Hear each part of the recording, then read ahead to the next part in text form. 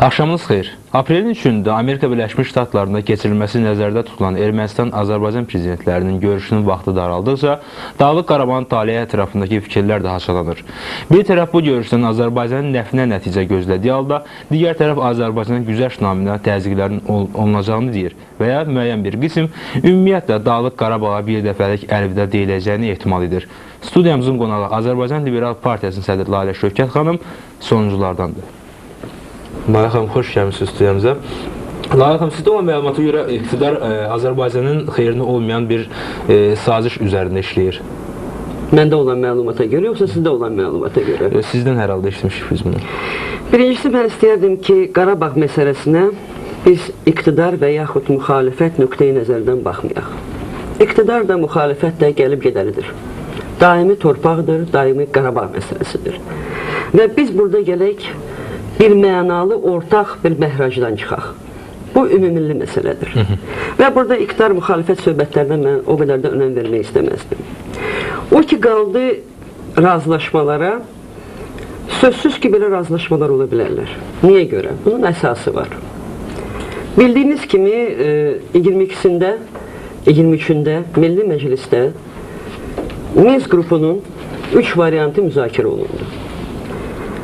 Və 3 variantın 3-ü də, yəni paket variantı, mərhələli plan variantı və ümumi dövlət variantı, 3-ü də onu dəlalət edir ki, Dağlıq Qarabağ bir dəfəlik Azərbaycanın nəzarətindən çıxır. Yəni, həm hüquqi, həm inzibati tabeçilikdən çıxır və müstəqil siyasətini aparır. Əgər yadınızdadırsa, paket planında Dağlıq Qarabağın öz konstitusiyası, öz hərbi, öz müdafiə sistemi, öz valutası, öz xarici siyasəti və bu ona dəlalət edir ki, artıq Dağlıq Qarabağ müstəqil bir ölkədir. Laçınla, Laçın dəhliz kimi onların yurisdiksiyasında qalır, Şuşa da Dağlıq Qarabağın ərazisində. İkinci variant mərhələli planı idi. Və bunu yadda çıxartmayın ki, birinci variantı Azərbaycan qəbul edib. Yəni, bu çox qorxulu bir variantı Azərbaycan tərəfi qəbul edib. Ermənistan qəbul etməyib. Çox sağ olsunlar ki, qəbul etməyiblər. İkinci variant mərhələli plan variantıdır. Mərhələli plan variantı ondan ibarətdir ki, birinci mərhələdə Dağlıq Qarabağın müdafiə, yəni ermənilərin hərbi qüvvələri bizim bir neçə rayonumuzu boşaldırlar, 6 rayonumuzu. Lakin Şuşa söhbəti gedmir orada. 6 rayonumuzu boşaldırlar. Sonra bufer zonasına sülh məramlı qüvvələr daxil olurlar. Ən qorxulu plan bu plandır. Niyə görə? Sülh məramlı qüvvələr daxil olandan sonra biz heç bir hərbi əməliyyat apara bilmərik.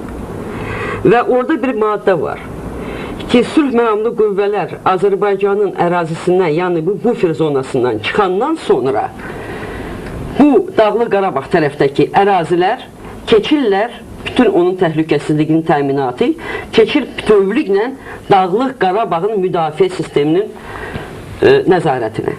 Bu müddəa var mərhələli planda. Bir də ki, bu sazişin qarantı Birləşmiş Millətlər Təşkilatıdır. Yəni, biz sabahları hansısa bir hərbi əməliyyat aparmaq istəsək, Laçını və Şuşanı azad etmək istəsək, yoxsa Dağlıq Qarabağı azad istəsək, bu artıq mümkün olası deyil. Onda bütün sanksiyaları Birləşmiş Millətlər Təşkilatı Azərbaycana yönəldəcək. Lalə xanım, mən çox üzr istəyirəm. İndi bugünkü vəziyyəti necə xarakterizə edirsiniz? Azərbaycan sülhə yaxındır, yoxsa müharibəyə? Ümumiyyətlə, mən sülh müharibə məsələsini, düzdür, mənə deyirlər ki, mən radikal çıxış edirəm və müharibə tərəfdarıyam. Amma bizə elə sülhü heç kim təklif etmir. Bizə sülhü ərazimizin əvəzinə təklif edirlər. Yəni, torpağın əvəzinə sülh təklif edirlər. Bu sülh deyil, bu kapitulyasiyadır. Gəlin, hər şeyə bir mənalı, bütün terminallara bir mənalı yanaşaq. Əgər sülhü torpağın əvəzinə verirlərsə, bu artıq sülh deyil. Bu təslimçilikdir, bu kapitulyasiyadır. Və əgər mənim bugün seçimim kapitulyasiya ilə müharibə arasındadır, mən müharibəni seçirim. Sizcə müharibə olacağı təqdirdə Azərbaycan ictimaiyyəti bir araya gələ biləcəkmi? Hamı bir nöqtəyə vuracaqmı? Gəlməlidir. İstər-istər gəlməlidir.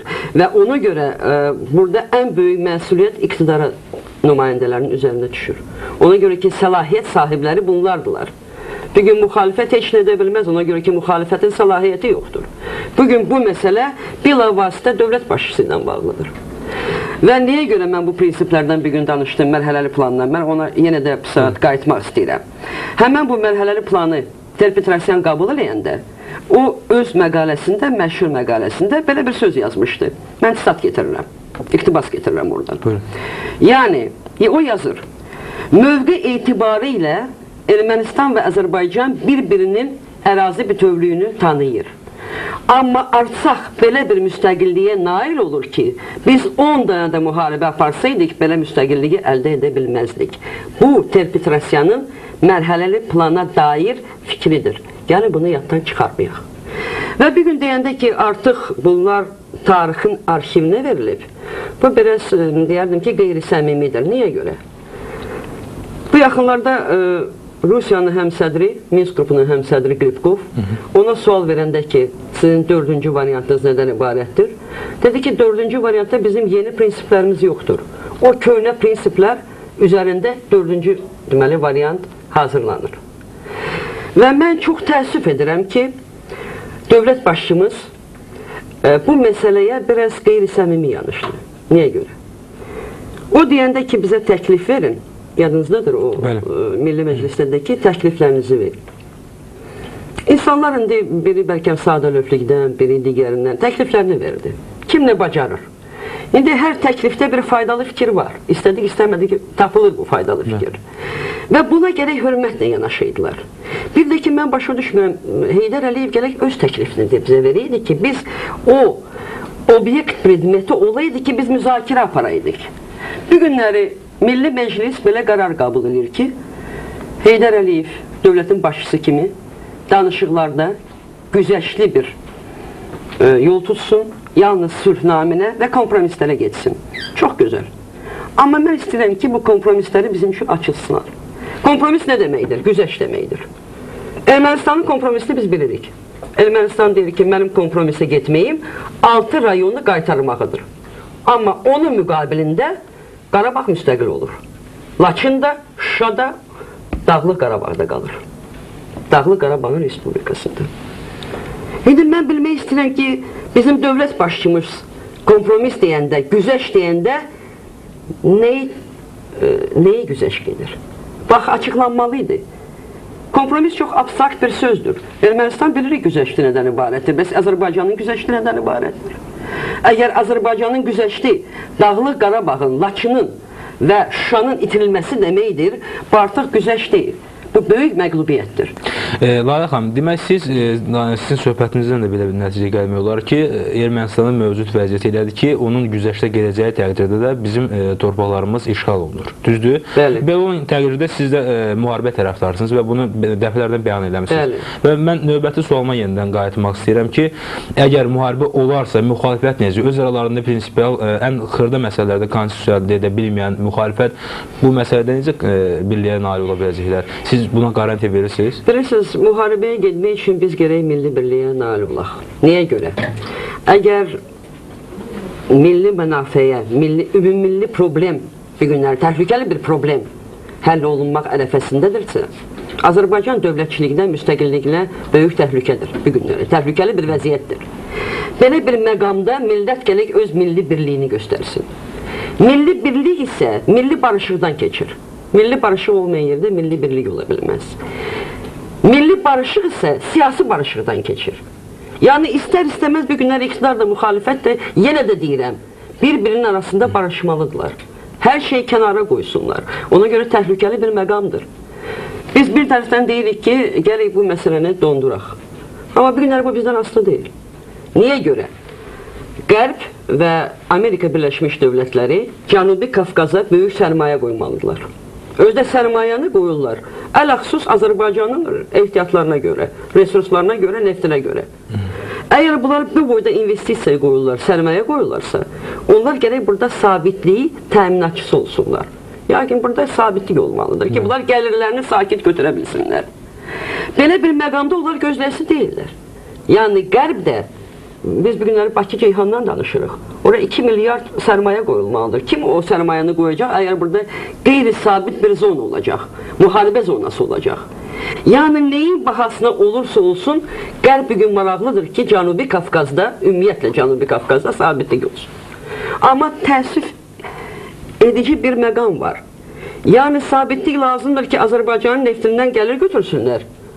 Amma o sabitliyə görə də biz gələk öz torpaqlarımızı veririk. Çox maraqlıdır. Həm neftimizi veririk, həm torpaqlarımızı veririk.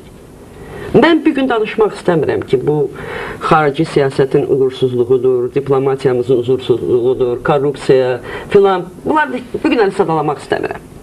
Fakt belədir ki, bir günləri Azərbaycan dövlətçiliyi, müstəqilliyi təhlükə qarşısındadır. Aydın. Layıq xanım, qısa reklam pasiyası söhbətimizi yenə davam edəcəyik. Buyurun. Layıq xanım, siz deyirsiniz ki, ümumilli mənafe naminə müxalifət iqtidar birləşməlidir. Yəni, siz deyirsiniz birləşməlidir. Amma barışığa gəlməlidir, barışığa. Gəlin biz çox da uzaq olmayan bir tarixə nəzər salaq. O tarix 1998-ci il idi və prezident seçkiləri ərəfəsi idi. Adi 5 nəfər öz arasında vahid liderlik məsələsində konstitusiya əldə edə bilməyən müxalifət siz necə hesab edirsiniz? Vahid komandanın ətrafında birləşəcək? Demokratik ölkədə bu belə də olmalıdır. Biz hamısı rəqabət sistemində yaşayırıq. Demokratiya nədir? Rəqabətdir, müxtəliflikdir. Siz istəyirsiniz ki, elə hamımız beşimiz bir lideri yığıyıq. Onda bu demokratiya deyil. Demokratiya seçimdir.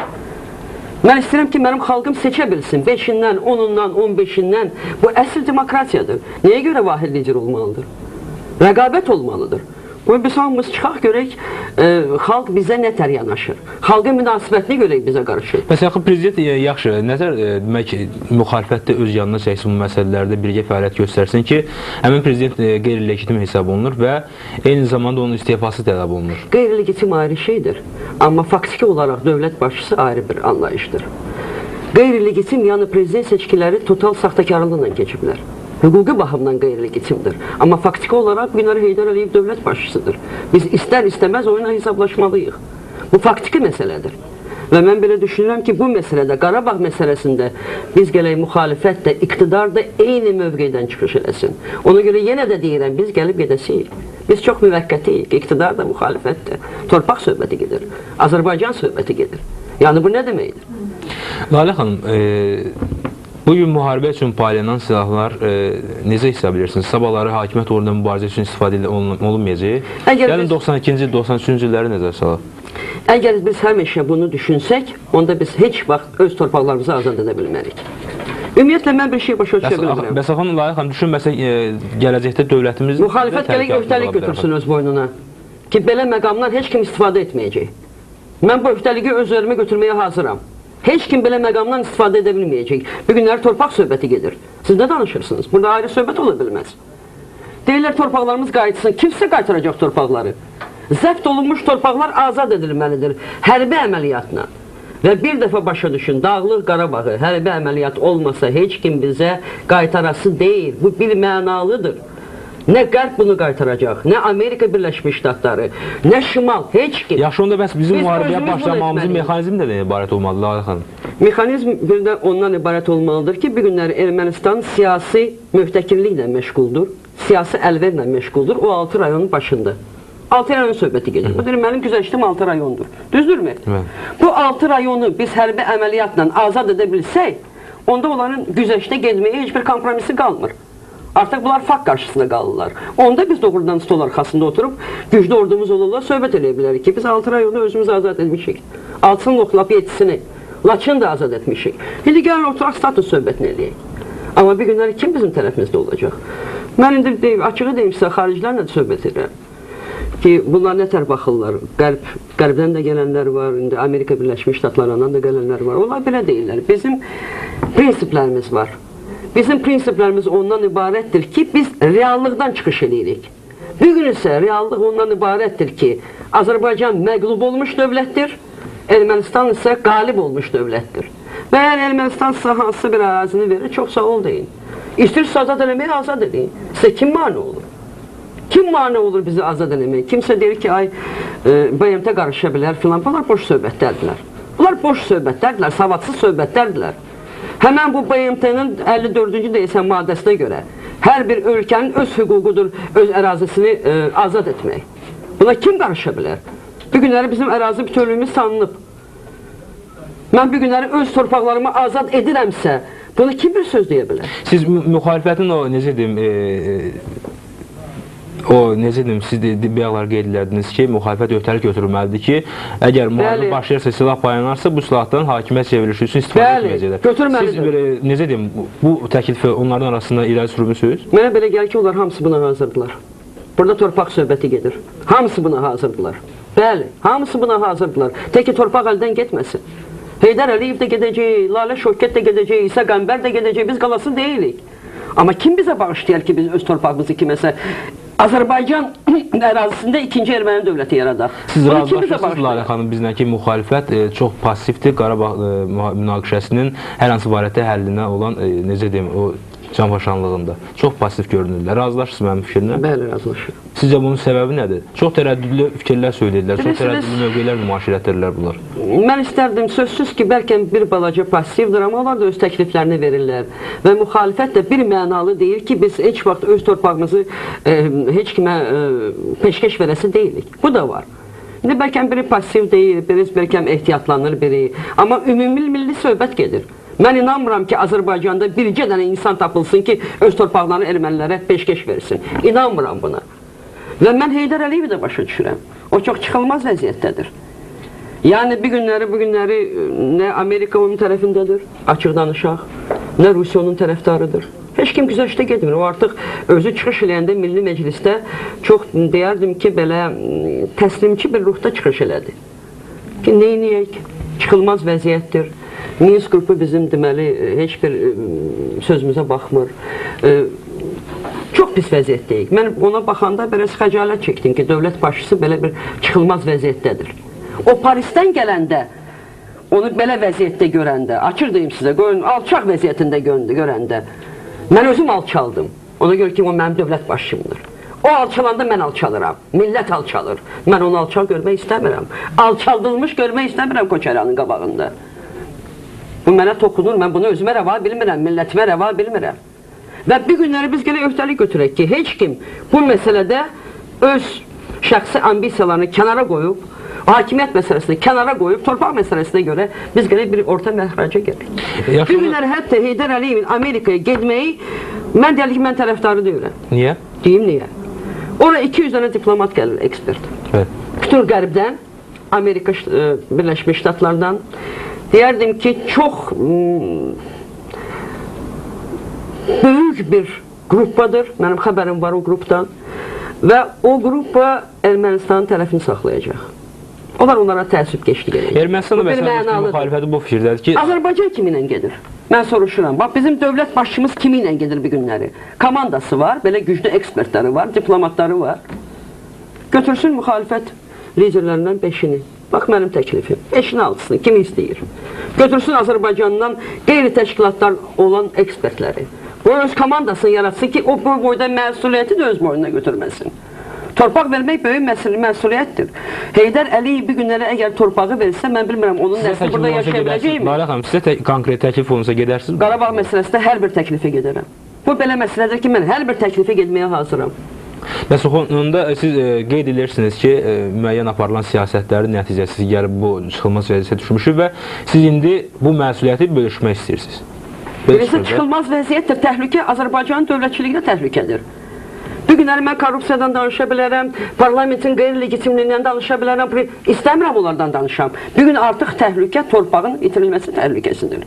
Azərbaycanın dövlətçiliyin itirilməsi təhlükəsidir. Bu təhlükə məqamında mən bunları hər şeyi bir kənara qoyub təhlükəyə qarşı birləşdirməkdən danışıram. Biz birləşməliyik. Və mən başa düşmürəm nə üçün dövlət başçısı və iqtidar nümayəndələri belə istehza ilə bu təkliflərə baxırlar. Balam, kim nə bacarıb təklif verib? Hər bir o təklifləri mən oxumuşam. Hərəsində bir hansısa bir faydalı fikir var. Faydalı toxum var. Nəyə görə istehza ilə siz bunları hamısını qəbul edirsiniz ki, boş-boş söhbətlərdirlər? Əgər hamısı boş-boş söhbət idi, siz bir nəticə əldə edəydiniz. Səlahiyyət sizin əlinizdə idi. Amma siz müharibənin başlanma mexanizmi demədiniz. Yəni ki, bunu dövlət başçısı elan etməlidir, yoxsa baş verən hər gün pozulan atəşkəs buna səbəb olmalıdır? O səbəbi axtarmaq üçün 3 saat vaxt lazımdır. Hansı səbəb istəyirsiniz, o müharibənin başlamaq olar. Müharibə yox, hərbi əməliyyatı. hərbi əməliyyatı biz başlamalıyıq ki, o 6 rayonu birinci biz, amma Minsk qrupunun mərhələli planı ilə yox. Yəni siz ümumiyyətlə Minsk qrupunu imtina etmək istəyirsiniz? Bütövlüklə imtina etmək istəyirəm. Bunlar açıq-açığına Ermənistana təəssübkeşlik edir. Yaxşı, onda nə verəcək bu Azərbaycana? Azərbaycan Amma gərək onlar öz özü işlərini düşünsün. Bilirsiniz, ermənilərlə quracaq, Azərbaycan çox çətin vəziyyətdədir bu saat. Gəlin bu saat bunları da başa düşək. Mən görürəm, biri NATO-dan danışır, biri Rusiyadan danışır və mən bunları da qəbul edirəm. Niyə görə? Bu taktiki gedişdədirlər. Aydındır. Vaxtımız Biz gərək özümüz bu problemi həll edək. Ancaq öz əlimizdən. Çox sağ olun, Arxan, təşəkkür ederim ki, dəvətimizi qəbul ediniz. Bir daha xatırladıram ki, studiyamızın qonağı Azərbaycan Liberal Partiyasının sədri Lalə Şökət xanım idi. Sağ olun.